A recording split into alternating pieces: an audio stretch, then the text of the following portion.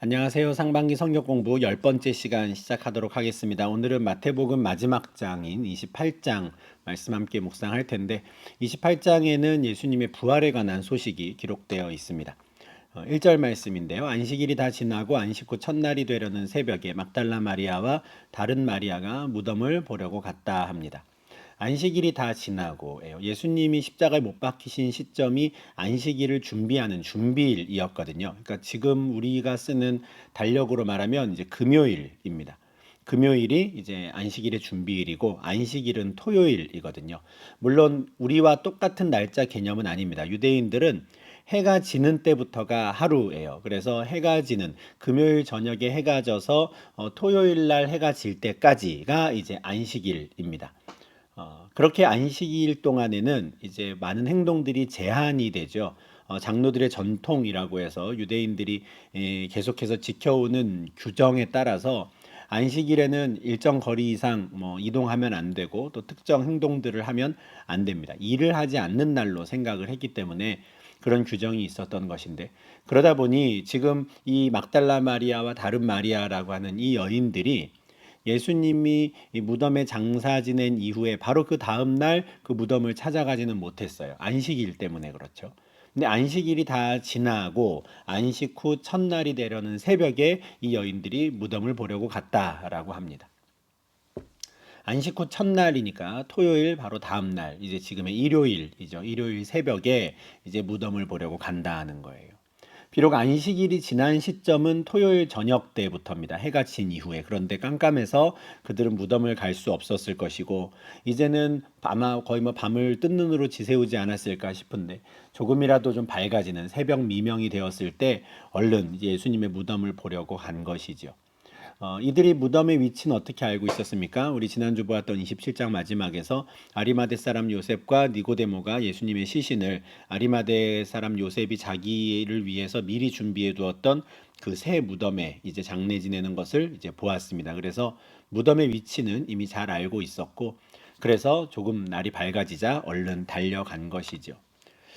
네 개의 복음서는 모두 예수님의 부활하신 그 시점을 안식 후 첫날이라고 설명합니다. 그래서 사도행전이라든가 고린도전서를 보면 초대교회 성도들, 특히 이방인 그리스도인들은 안식일에 모여서 예배를 드리거나 성찬을 하지 않고 안식 후 첫날에 모여서 예배를 드렸다라는 것을 우리가 확인할 수 있습니다. 사도행전 20장 7절인데요. 그 주간의 첫날에 우리가 떡을 떼려 하여 모였더니 바울이 이튿날 떠나고자 하여 그들에게 강론할세 말을 밤중까지 계속하매 해요. 그 주간의 첫날, 일주일의 첫날입니다. 안식일은 일주일의 마지막 날이죠. 하나님께서 6일 동안 세상을 창조하시고 7일째 쉬셨으니까 안식일이 마지막 날입니다. 그러니 일주일의 첫날은 안식일 다음 날인 것이죠. 예수님이 부활하신 날인 겁니다. 사도행전 20장 7절의 상황은 바울이 드로아라는 곳에 도착을 해서 드로아의 성도들과 함께 떡을 떼는 상황이에요. 떡을 뗀다라는 그냥 음식 먹는 게 아니라 성찬을 한다는 거고요. 예배를 드리려고 모인 겁니다. 그래서 바울이 준비한 강론을 그들에게 계속 하는 것이죠. 드로아의 이방인 그리스도인들은 주일 매주의 첫날, 그러니까 일요일에 모여서 예배를 드렸던 겁니다. 아마도 그 당시에도 유대 그리스도인들은 여전히 안식일에 모여서 예배를 드렸겠지만 이방인들은 그렇지 않았어요. 굳이 안식일에 모여서 예배드릴 이유가 없었죠. 원래 율법을 지키던 사람들이 아니니까요. 그러면 우리는 언제 모여서 함께 예배를 드릴 것인가? 또한 하나님께서 6일간 열심히 일하고 하루를 쉬며 창조주이며 구원자인 나를 기억하라라고 주셨던 그 삶의 방식, 삶의 패턴은 또 그대로 지키고자 했기 때문에 이들이 선택한 날은 그 주간의 첫날이었습니다. 왜냐하면 창조주이시며 구원자이신 하나님께서 우리를 구원하시기 위한 일을 완성하신 날, 그 날이 안식 후 첫날, 안식일 다음 날이라고 생각했기 때문이죠. 드로아의 성도들만이 아닙니다. 고린도전서 16장 1절 2절에 보면 바울이 그 갈라디아와 고린도 교회 성도들에게 이제 구제헌금을 이렇게 준비하라고 조언을 합니다. 성도를 위하는 연보에 관하여는 내가 갈라디아 교회들에게 명한 것 같이 너희도 그렇게 하라. 매주 첫날에 너희 각 사람이 수입에 따라 모아두어서 내가 갈 때에 연보를 하지 않게 하라 하죠. 갈라디아 교회에게도 이렇게 말했는데 너희도 똑같이 하면 돼 하는 거예요. 너희가 매주 첫날 모이지 않느냐? 그때 수입에 따라서 조금씩 모아둬라. 그러면 내가 가서 특별히 막 불이 나게 구제연금을 모을 필요가 없다. 너희가 그렇게 미리미리 연보, 구제연금을 준비해 두면 내가 그것을 받아다가 예루살렘 교회에 전달하겠다. 이렇게 말하는 거죠. 갈라디아 교회도 그렇고 고린도 교회도 그렇고 매주 언제 모입니까? 매주 첫날 모이는 거예요. 안식일 다음 날 일요일에 모이는 것이죠. 그러니까 이 이방인 그리스도인들은 예수님이 부활하신 날이 자신들의 모이기에 가장 적합한 날이라고 생각을 했던 거예요. 그래서 제7일 안식일교 같은 이단이나 지금도 안식일에 예배를 드려야 한다라고 말하는 사람들이 있습니다. 십계명에 안식일을 기억하여 거룩히 지키라 하셨다는 것이죠. 그리고 오늘날 기독교에서 일요일에 모여서 예배를 드리는 건 로마 제국 시대 때 기독교가 국교화된 이후에 태양신을 섬기던 그날에 그냥 하나님을 예배하는 날로 바꾼 것이다. 이방인들이 그렇게 임의로 정한 그 날에 계속 예배 드리는 것은 하나님 말씀을 어기는 것이다. 우리는 안식일에 예배를 드려야 된다. 이렇게 말하는 분들이 있어요. 이단입니다. 그분들은 예수님이 하신 일이 어떤 의미인지를 모르는 거예요. 그러니까 그리스도를 부인하는 자들인 겁니다. 기독교, 그러니까 교회 공동체가 일요일에 모여서 예배를 드리기 시작한 건 4세기 후반의 로마 제국 시대 때 기독교가 국교화된 이유가 아닙니다.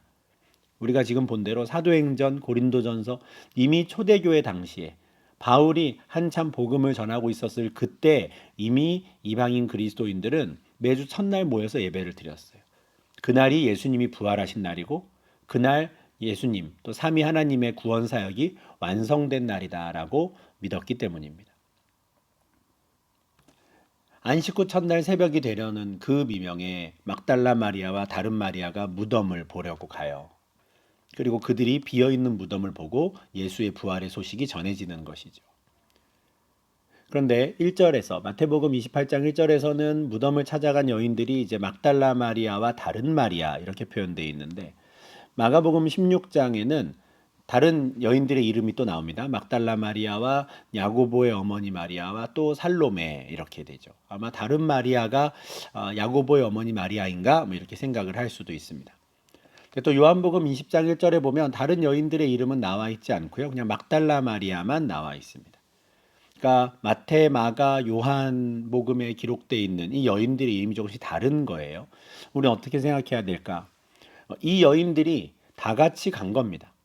그런데 그 많은 여인들 중에서 여러 여인들 중에서 복음서의 저자들 입장에서 본인들 머릿속에 남는 사람 또는 중요하다고 생각하는 사람의 이름만 기록을 한 것이죠. 구구절절히 다 쓰지 않은 겁니다. 우리가 어떤 모임에 참석했을 때 그때 누가 왔느냐라고 물으면 비슷하게 대답을 한다라고 제가 지난 앞선 영상에서 말씀을 드렸는데 우리가 머릿속에 떠오르는 그 이름들을 먼저 그냥 나열하는 것이죠. 마태, 마가, 요한도 마찬가지입니다. 그럼 이 여인들은 이 안식 후 첫날 새벽에 요한복음 기록에 따르면 심지어 아직 어두울 때에 그렇게 열심히 예수님의 무덤에 간 이유가 무엇인가? 마가복음 16장에 그 설명이 나오는데 이 여인들이 가서 예수께 바르기 위하여 향품을 사다 두었다가라고 해요. 그러니까 예수님의 시신에 향품을 바르기 위해서 가는 거예요. 왜 굳이 시신에 향품을 바를까 싶지만 어떤 분이 이렇게 설명을 하시더라고요. 그 당시에 조문의 문화에서 조문을 가는 모든 사람들이 시신에 바를 향품을 준비했다는, 우리로 치면은 근조 화환을 보낸다든지 조의금을 낸다든지 이런 맥락인 겁니다. 그러니까 시신이 최대한 천천히 부패하도록 또 그 악취를 최대한 좀 잠재우기 위해 조문을 오는 사람들이 향품을 바르는 것이죠. 이 여인들도 똑같이 예수님의 시신을 그걸 바르고 그렇게 자신들의 마음을 표현하고 싶어서 가는 거예요. 그런데 그 무덤을 향해 가면서 이렇게 말하는 겁니다. 누가 우리를 위하여 무덤문에서 돌을 굴려주리요 한 거예요. 왜냐하면 토요일 날 금요일 저녁이죠. 금요일 날 해지기 전에 이 예수님이 그 무덤에 들어가는 것을 멀리서 이렇게 지켜보고 있을 때 아리마대 사람 요셉과 니고데모가 그 돌을 굴려서 큰 돌을 굴려서 그 무덤의 입구를 막는 걸 봤거든요.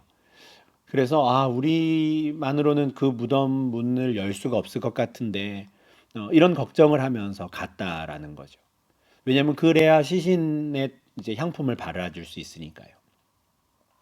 근데 이런 말을 하면서 갔을 때 이미 그들은 무덤 문이 열려 있는 상황을 보게 됩니다.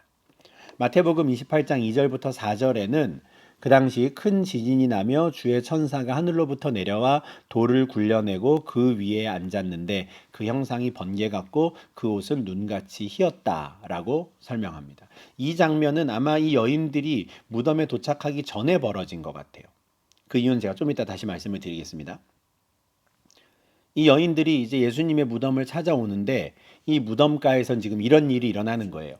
큰 지진이 나고 형상이 번개 같고 눈같이 흰 옷을 입은 천사가 하늘로부터 내려와서 돌을 쌓아 굴려내는 거예요. 마치 그 여인들이 이 무덤을 찾아오면서 누가 우리를 위해서 돌을 굴려줄까라고 했던 그 말을 하나님이 들으신 것처럼 천사를 보내셔서 그 돌을 굴려주시고 무덤 문을 열어주신 거죠. 하늘로부터 천사가 내려와서 돌을 굴려내고 그 위에 딱 앉아 있는 걸 보니 그 무덤을 지키던 사람들은 무서워 떨며 죽은 사람 같이 되었으나 아마 기절했다라는 뜻 같은데, 토요일 날 안식일에도 이 종교 지도자들이 찾아와 가지고 빌라도에게 부탁을 했던 게 있죠. 지금 예수의 제자들이 시신을 훔쳐가지 않도록 좀 지켜달라는 거예요. 예수가 부활한다라는 말을 했는데 제자들이 시신을 훔쳐간 이후에 거짓 소문을 내지 않도록 좀 지켜달라 했단 말이죠. 그때 빌라도는 너희들에게 이미 경비병이 있으니 너희 힘써 지켜봐라 했단 말. 그래서 종교 지도자들이 그곳에 무덤을 지키는 군사들을 세워뒀었어요. 그런데 그들이 하늘에서 내려온 천사를 보고 무서워 떨며 기절했다라는 거죠. 그렇게 된 상황에서 여인들이 무덤에 오는 겁니다. 요한복음 20장 1절에 보면 막달라 마리아가 무덤에 왔을 때 이미 돌이 무덤에서 옮겨진 걸 봤다 하거든요. 마가복음 16장 4절도 마찬가지입니다. 여인들이 누가 우리를 위하여 돌을 굴려줄까라고 이야기하며 왔는데 벌써 돌이 굴려져 있었다 하는 거예요. 그러니까 말씀드린 대로 마태복음 28장 2절부터 4절까지의 상황은 여인들이 무덤에 도착하기 전에 일어난 일이죠. 천사가 이미 돌을 굴려 놓은 겁니다. 그리고 그 천사가 무덤을 찾아온 여인들에게 이렇게 말해요. 너희는 무서워하지 말라. 십자가에 못 박히신 예수를 너희가 찾는 줄을 내가 아노라 하죠. 너희는 무서워하지 마라 해요. 천사가 하늘에서 내려왔을 때 그 무덤을 지키던 자들은 그를 무서워했거든요. 너무 무서워서 죽은 자처럼 그냥 기절해 버렸어요. 근데 천사가 그 여인들에게 너희들은 무서워할 필요 없어 하는 거죠. 왜냐하면 그들은 주의 제자들이며 하나님 나라 백성들이기 때문에 그렇습니다. 너희들은 나를 무서워할 필요 없다. 그러면서 그 여인들이 왜 왔는지를 알아요. 십자가에 못 박히신 예수를 너희가 찾는 줄을 내가 안다. 이 십자가에 못 박히신 예수라고 하는 이 표현이 우리에게는 굉장히 중요한 표현입니다. 우리의 신앙 고백에 있어서 굉장히 중요하고 뭐랄까요? 굉장히 좀 거룩한 느낌이 드는 그런 표현이죠. 십자가에 못 박히신 예수. 그런데 지금 이 5절에서 천사가 하는 말은 우리가 신학적으로 지금 신앙 고백 차원에서 십자가에 못 박히신 예수라고 고백하는 것과는 다른 뉘앙스입니다. 이 천사가 지금 하는 말은 죽은 예수라는 뜻입니다. 십자가에서 죽은 예수를 너희가 찾는 줄을 내가 안다는 거예요. 너희가 예수의 시체를 찾으러 온 줄 안다는 거죠. 실제로 이 여인들은 예수의 시체를 찾아왔습니다. 그래야 그곳에 향품을 바르니까요. 너희가 예수의 시신을 찾으러 온 줄 안다 이런 뜻이에요. 그러나 6절에 놀라운 말씀이 선포되죠. 그러나 그가 여기 계시지 않고 그가 말씀하시던 대로 살아나셨느니라. 와서 그가 누우셨던 곳을 보라. 부활의 복음이 처음 전해지는 겁니다. 이렇게. 너희는 예수의 시신을 찾으러 왔지. 그러나 여기에 예수의 시체는 없다. 왜냐? 그가 이미 말씀하시던 대로 살아나셨기 때문이다. 16장에서 예수님께서는 베드로가 예수님에 대해서 주는 그리스도시요 살아계신 하나님의 아들이십니다라고 참된 고백을 한 것을 기쁘게 받으시고 그 정도의 고백을 할 수 있게 되었을 때 그때부터 비로소 제자들에게 예수님의 고난과 죽음과 부활에 대해서 가르치기 시작하셨어요. 이후에 세 번 총 이제 세 번 이 말씀을 하시는데 내가 죽임당하고 제 3일에 살아나야 할 거다 하셨거든요. 지금 천사가 하는 말이 그겁니다. 미리 말씀하셨던 대로 살아났다. 3일 만에 살아났다는 거예요. 금요일 날 십자가에 못 박혀 죽으셨는데 지금 일요일에 부활했거든요. 금, 토, 일이면 이틀 아닌가 싶잖아요. 그런데 여기서의 3일은 우리가 2박 3일 이렇게 말할 때 3일입니다. 우리가 어디 금, 토, 일 일정으로 여행을 간다 그러면 2박 3일 이렇게 표현하잖아요. 출발하는 날부터가 하루입니다. 이 유대인들의 날짜 계산도 마찬가지예요. 그러니까 제3일에 살아나이라는 건 금요일, 토요일, 일요일 이렇게 3일인 것이죠. 말씀하신 대로 살아나셨다. 이것이 천사를 통해서 여인들에게 처음 전해졌던 복음의 내용이며 동시에 이것이 이후에 초대교회 성도들의 신앙 고백의 가장 핵심이 됩니다. 말씀하신 대로 살아나셨다라는 것. 고린도전서 15장 3절과 4절 말씀은 많은 학자들이 초대교회 당시에 최초의 신앙 고백문이었을 것이다 이렇게 설명을 하거든요. 우리가 지금 사도신경이라고 하는 긴 형태의 신앙 고백문을 우리가 암송을 하는데 초대교회 당시에 사람들이 자신들의 신앙 고백을 이렇게 했을 거라는 거예요. 고린도전서 15장 3절 4절입니다. 내가 받은 것을 먼저 너희에게 전하였노니 이게 이제 바울이 하는 말이에요. 신앙 고백은 이겁니다. 이는 성경대로 그리스도께서 우리 죄를 위하여 죽으시고 장사 지낸 바 되셨다가 성경대로 사흘 만에 다시 살아나셨다. 이게 초대교회 성도들의 신앙 고백문처럼 보이는 거예요. 성경대로라고 하는 이것이 어떤 같은 내용이 반복되는 일부러 좀 운율을 만들어서 암송하기 쉽게 만든 거죠.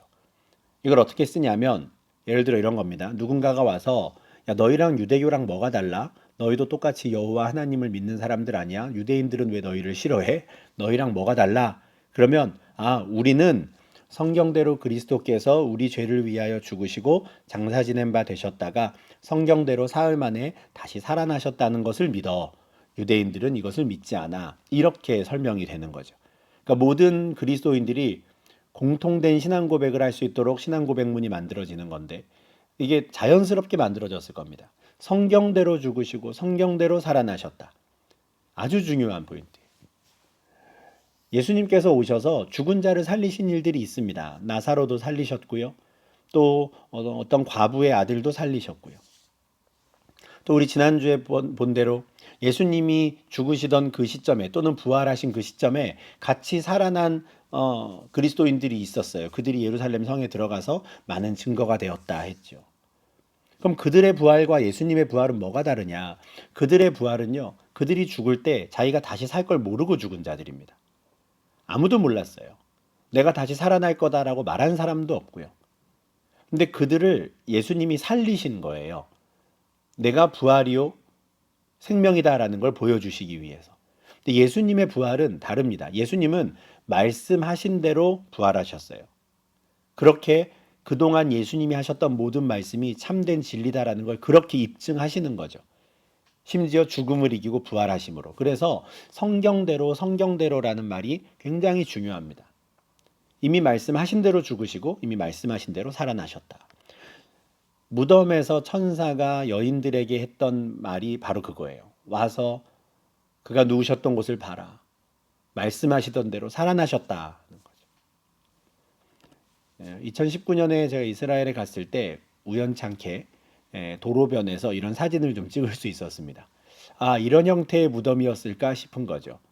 딱 네모 반듯하게 저렇게 좀 동굴을 팠는데 그 옆에 이제 동그란 돌이 있죠. 저걸 이렇게 굴려서 막는 겁니다. 이스라엘의 지형 자체가 이런 식으로 이제 바위를 파서 안에 이제 공간을 만들기에 좀 쉬운 이런 지형이기 때문에 저렇게 이제 무덤이 된 건데 천사가 문을 열어놓고 너희가 와서 봐라 하는 거예요. 들어와서 봐라. 사실 하나님께서 천사를 보내셔서 이 무덤 문을 열어둔 거는 예수님이 부활하셔서 나오셔야 했기 때문은 아닌 것 같아요. 이건 여인들을 위해서 열어둔 겁니다. 여인들을 보고 들어와서 봐라라고 하시려고. 예수님은 부활한 이후에 문이 닫혀 있으면 못 나오셨을까? 그렇진 않은 것 같아요. 이렇게 말씀드리는 이유는 요한복음 20장 19절 말씀 때문입니다. 이날 곧 안식 후 첫날 저녁 때 제자들이 유대인들을 두려워하여 모인 곳에 문들을 닫았더니 예수께서 오사 가운데 서서 이르시되 너희에게 평강이 있을지어다. 안식 후 첫날 예수님이 부활한 그날 저녁에 제자들이 함께 모여 있어요. 그들 가운데 누구는 이미 부활한 예수를 만난 사람들도 있고 또 여인들의 증언을 들은 사람도 있고 그래서 너 그 소식 들었어? 뭐 이런 이야기를 하려고 모였는데 여전히 유대인들이 무서운 겁니다. 그래서 그 집의 문을 다 닫고 있었어요. 그런데 갑자기 제자들 가운데 예수님이 짠 나타나신 거죠. 부활하신 예수님이. 그리고 너희에게 평강이 있을지어다 한단 말이죠. 너무 놀래서 문을 다 닫고 있는데 갑자기 예수님이 나타나니까 영인 줄 알았다. 누가복음엔 그렇게 표현되어 있습니다. 귀신인 줄 알았다라는 거거든요. 예수님이 그때 그렇게 말씀하세요. 나는 귀신이 아니다. 영이 아니다. 나는 살과 뼈가 있다. 그러면서 생선 한 토막 달라. 그래서 음식도 드시고 이러거든요. 그러니까 분명히 음식도 먹을 수 있는 몸인데 모든 문이 닫혀 있는 그 집에 들어오시는 거예요. 그러니까 어떤 시공간을 초월하는 육체인 겁니다. 부활한 몸은. 이거 뭔지 몰라요. 근데 우리도 이와 같은 몸으로 부활하는 것이죠. 근데 예수님께서 이처럼 문이 닫혀 있는 상태에서 제자들 가운데 나타나실 수 있었다면 무덤도 마찬가지인 거죠. 무덤 문이 닫혀 있었다라고 해서 예수님이 그 못 나오셨을까? 아닌 겁니다. 예수님은 그것에 제약을 받지 않으시는 거예요. 그러니까 사람들을 위해서 문을 여신 겁니다. 무덤 문이 닫혀 있는 채로 예수님이 나오시면 사람들이 귀신인 줄 아니까. 아니면 아예 무덤에 잘못된 다른 게 들어가 있다고 생각할 테니까. 하나님께서 천사를 보내셔서 무덤 문을 여시고 여인들에게 들어와서 봐라 하시는 거죠. 여인들을 위해 하신 일이었습니다. 7절 말씀이죠. 천사의 말이 이어집니다. 또 빨리 가서 그의 제자들에게 이르되 그가 죽은 자 가운데서 살아나셨고 너희보다 먼저 갈릴리로 가시나니 거기서 너희가 배우리라 하라. 보라 내가 너희에게 일렀느니라 하거늘. 얼른 무덤 안에 들어가서 무덤이 비어있는 것을 보고 빨리 제자들에게 가라. 그리고 이 소식을 전해라 라는 거예요. 그가 죽은 자 가운데서 살아나셨다. 지금 방금 천사가 여인에게 한 말이죠. 너희는 예수의 시신을 찾으러 왔으나 그는 여기 계시지 않다. 그는 말씀하신 대로 살아나셨다. 이 소식을 전하라는 거예요. 그가 죽은 자 가운데 살아나셨고 두 번째, 너희보다 먼저 갈릴리로 가셨다. 거기서 그분을 만날 수 있을 것이다. 왜 갈릴리인가? 예수님께서 이것도 먼저 말씀하셨던 거예요. 26장 31절 32절에서 예수님이 제자들과 함께 마지막 유월절 식사를 하시고 이제 그 집에서 나와서 겟세마네라는 곳으로 기도하러 가실 때 이런 말씀을 하셨어요. 오늘 밤에 너희가 다 나를 버릴 것이다. 그러나 내가 살아난 후에 너희보다 먼저 갈릴리로 가 있을 테니 부끄러워하지 말고 나를 찾아와라. 우리 거기서 만나자 하시는 거예요. 너희가 다 나를 버리고 도망가겠지만 나 너희들 원망하지 않겠다. 너희를 정죄하지 않겠다 하시는 거고요. 그리고 내가 다시 살아나서 꼭 갈릴리에 먼저 가 있을 테니 그리로 와라 하는 거거든요. 지금 천사가 예수님이 하셨던 말씀을 그대로 전달하는 겁니다. 말씀하신 대로 너희보다 먼저 갈릴리로 가셨다. 거기서 만나라 하는 거죠.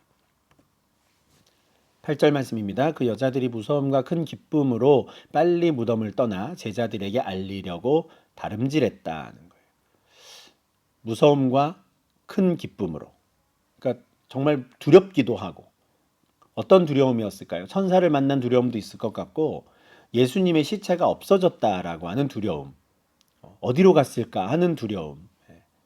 또 한편으로는 큰 기쁨도 있었다라고 하는데 사실 마태의 기록은 다른 복음서랑은 조금 다릅니다. 다르다고 하는 게 틀렸다는 게 아니라 마태는 그 당시의 상황을 좀 듬성듬성 기록해요.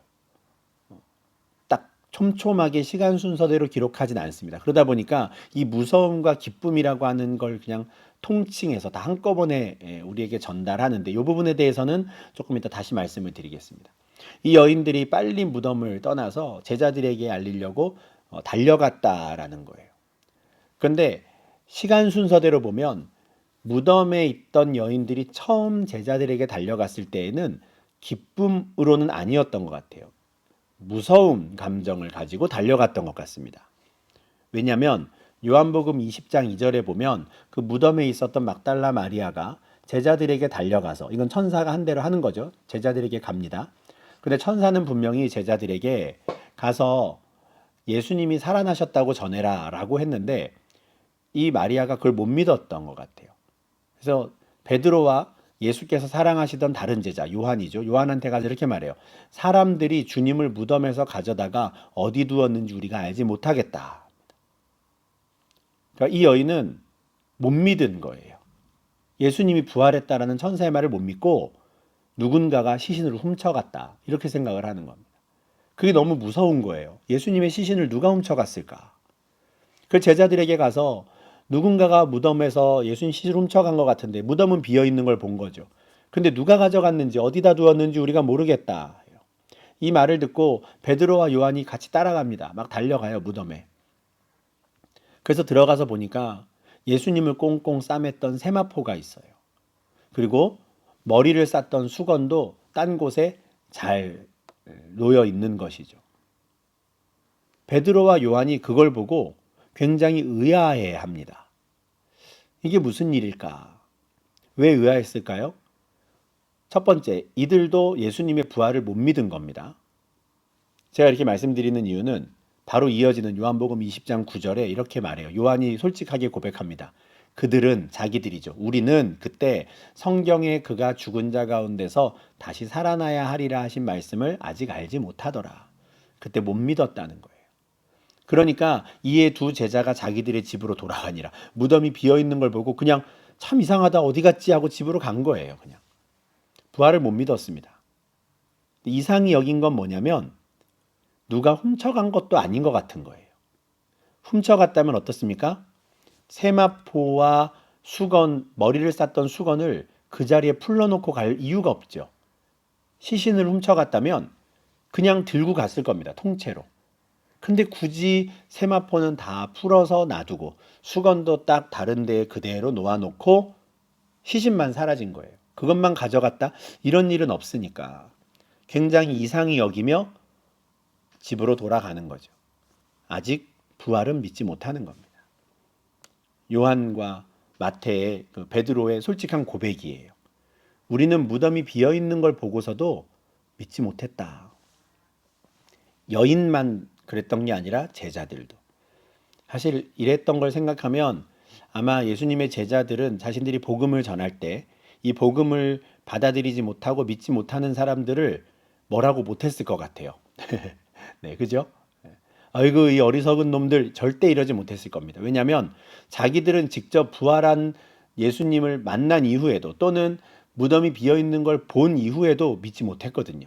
근데 자기들 말만 듣고 못 믿는 사람들 당연하게 생각하지 않았을까 싶습니다. 굉장히 솔직한 고백이죠. 우리는 성경에 그가 죽은 자 가운데서 다시 살아나야 하리란 말씀을 몰랐다. 언제 확실히 믿게 될까요? 부활하신 예수님을 계속 만나고 무엇보다 오순절에 성령님이 오신 이후에 그 모든 말씀들이 이제 연결되기 시작하는 것이죠. 이 여인들에게 9절에 보면 예수님께서 나타나셨다 해요. 이것도 사실은 시간상으로는 나중에 일어나는 일인데 예수께서 그들을 만나 여인들을 만나서 이렇게 말씀을 하세요. 평안하냐 하신다는 거죠. 시간 순서상으로는 요한복음 20장 11절에 막달라 마리아가 제일 먼저 예수님을 만납니다. 마리아가 무덤 밖에 서서 막 울고 있는 거예요. 두 제자들과 함께 왔는데 무덤이 비어 있는 것만 확인하고 두 제자들은 그냥 집으로 가버리고 마리아는 혼자 그 무덤 밖에서 울고 있어요. 예수님의 시신이 어디 갔을까? 그런데 그 무덤 안에 다시 들여다보니 흰옷 입은 두 천사가 이제는 또 앉아 있는 거죠. 하나는 머리편에 하나는 발편에. 이게 웃는 얼굴로 무덤을 들여다보고 있으니 그 안에 있던 천사들이 마리아에게 묻습니다. 어찌하여 우느냐? 그러니까 마리아가 또 얘기해요. 사람들이 내 주님을 옮겨다가 어디 두었는지 내가 알지 못하겠습니다. 여전히 마리아는 누가 예수님의 시신을 가져갔을까 너무 속상하다 하면서 울고 있는 거예요. 그런데 뒤에서 뭔가 인기척이 나서 뒤를 돌아보니까 예수님이 계세요. 그런데 그분을 보고도 예수이신 줄을 알지 못했다. 그 무덤이 있는 동산을 지키는 사람이었는 줄 알았다. 이렇게 말해요. 그러니까 이게 참 예수님의 부활을 믿는다는 건 정말 대단한 은혜인 것 같습니다. 요한은 예수님께서 부활하신 후에 막달라 마리아에게 제일 먼저 나타나셔서 보여주셨다 하는데 마가도 같은 고백을 합니다. 같은 증언을 하죠. 마가복음 16장 9절입니다. 예수께서 안식 후 첫날 이른 아침에 살아나신 후 전에 7귀신을 쫓아내어 주신 막달라 마리아에게 먼저 보이셨다. 그리고 마리아가 가서 다른 사람들에게 이 소식을 전하고 또 다른 여인들이 또 같이 나타나고 이런 거 그렇게 왔다 갔다 하는 중에 예수께서 그 여인들을 또 만나시는 거죠. 말씀드린 대로 마태는 촘촘하게 시간 순서대로 우리에게 증거하지 않고요. 중요한 사건들 위주로 듬성듬성 지금 전하고 있는 겁니다. 예수께서 여인들을 만나서 평안을 빌어요. 평안하냐. 예수님을 만난 여인들은 그 앞에 나아가 그 발을 붙잡고 경배합니다.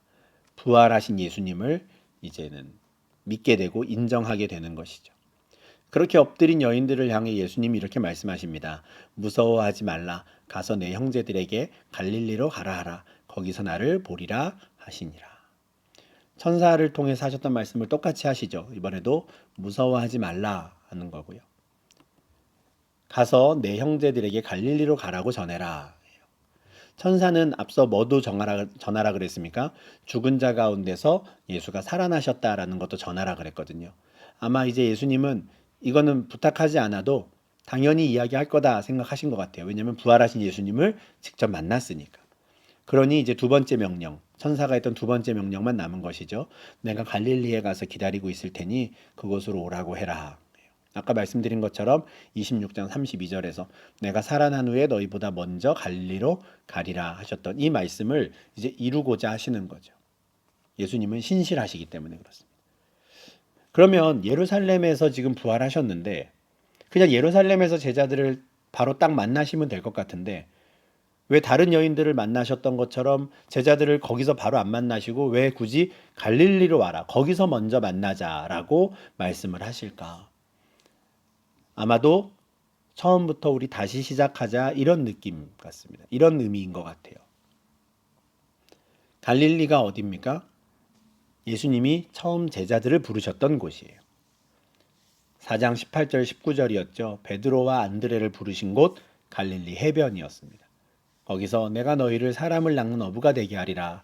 이렇게 처음 제자들을 부르셨단 말이죠. 근데 지금의 제자들은 어떻습니까? 이미 예수님을 한번 모른다 했고 부인했고 버리고 도망친 사람들이에요. 나는 예수님의 제자가 아니야. 난 자격이 없어 라고 하는 사람들일 거거든요. 그들을 다시 회복시키시기 위해서 예수님께서는 그냥 예루살렘에 있는 그들을 찾아가서 괜찮아 하지 않으십니다. 우리 처음부터 다시 시작하자. 갈릴리에서 만나자. 갈릴리에서 내가 너희를 불렀던 것처럼 나를 따라오라 내가 너희를 사람을 낚는 어부가 되게 하리라 했던 것처럼 우리 갈릴리에서 다시 시작하자. 그래서 요한복음 21장에 보면 예수님께서 디베랴 호수에서 실제로 그렇게 하시죠. 디베랴 호수가 갈릴리 호수의 또 다른 이름인데 그곳에서 만난 제자들 특히 베드로에게 뭐라 그러십니까? 나를 따르라. 처음 4장에서 그를 만났을 때 나를 따라오라 하셨던 것처럼 또 다시 한번 갈릴리 호수에서 베드로에게 나를 따르라 하시는 거죠. 부활하신 예수님께서는 여인들에게 나타나셨고 그 여인들을 통해 나의 부활을 전하라 하셨는데 제자들은 갈릴리에서 만나고 싶으셨어요. 다시 시작해야 하니까요. 그들을 회복시키셔야 하기 때문에 그렇습니다. 우리 예수님의 사랑을 우리가 다시 한번 좀 생각하게 되는 장면입니다. 너희들 왜 나를 버리고 도망갔느냐 책망하지 않으시고 다시 시작하자 하시는 거죠. 이렇게 해서 우리가 28장 전반부 말씀까지 보았고요. 이제 후반부 11절부터 이제 20절까지 말씀은 우리 다음 이어지는 두 번째 영상에서 계속 이어가도록 하겠습니다.